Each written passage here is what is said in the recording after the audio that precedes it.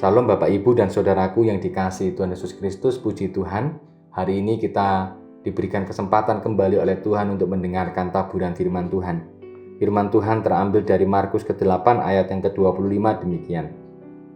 Yesus meletakkan lagi tangannya pada mata orang itu. Maka orang itu sungguh-sungguh melihat dan telah sembuh, sehingga ia dapat melihat segala sesuatu dengan jelas. Saudaraku dikasihi Tuhan, dalam Markus ke-8 ayat yang ke-22 sampai dengan 26 diceritakan orang buta yang dibawa kepada Tuhan Yesus tidak seketika disembuhkan dari kebutaannya. Tuhan Yesus menyembuhkannya dengan meludahinya terlebih dahulu. Kemudian orang tadi ditanya, apakah sudah cukup jelas penglihatannya?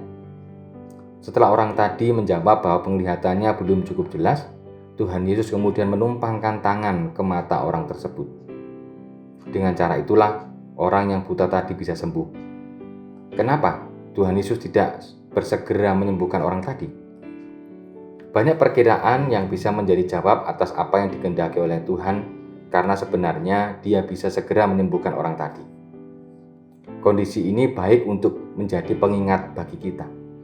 Orang yang datang mencari kesembuhan tidak dengan serta-merta sembuh, pelan-pelan, sehingga sifat manusiawinya tidak memahami perubahan kondisi yang terjadi. Semua yang terjadi di dunia ini pasti ada sebab akibatnya. Dengan demikian, yang sakit pun harus memahami bagaimana Tuhan Allah bekerja pada kehidupannya. Hal yang penting lagi adalah bahwa sakit yang dideritanya itu tidak datang dengan tiba-tiba, pelan-pelan sesuai dengan perilakunya sehari-hari. Manusia menumpuk sakitnya, sehingga yang diketahuinya hanya tadinya tidak apa-apa, tiba-tiba bisa jatuh tak berdaya. Kondisi ini yang harus diwaspadai oleh orang-orang percaya, sehingga kita harus tahu bahwa ternyata semua ada asal-usulnya. Misalnya ketika kita sakit mah, tentu bukan tiba-tiba kita sakit mah. Bisa jadi karena kita sering terlambat makan, akhirnya kita sakit mah. Jadi tidak tiba-tiba, semua terjadi walaupun pelan-pelan. Nah, saudaraku dikasihi Tuhan Yesus Kristus, demikian juga pemulihan daripada Tuhan pun terjadi. Ada yang terjadi langsung, tetapi juga ada yang terjadi secara pelan-pelan pula. Maka kita pun harus sabar untuk menantikan karya Tuhan terjadi dalam hidup kita. Apapun masalah kita saat ini, yakinlah bahwa Tuhan juga akan memulihkan kehidupan kita.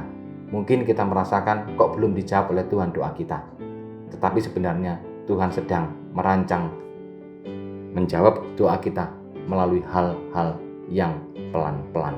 Mari saudaraku yang dikasihi Tuhan, kita belajar untuk menikmati karya Tuhan dan meyakini bahwa Tuhan senantiasa menolong kita.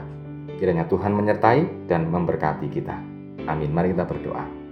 Tuhan, kami mengimani bahwa karya-Mu yang ajaib terjadi dalam hidup kami.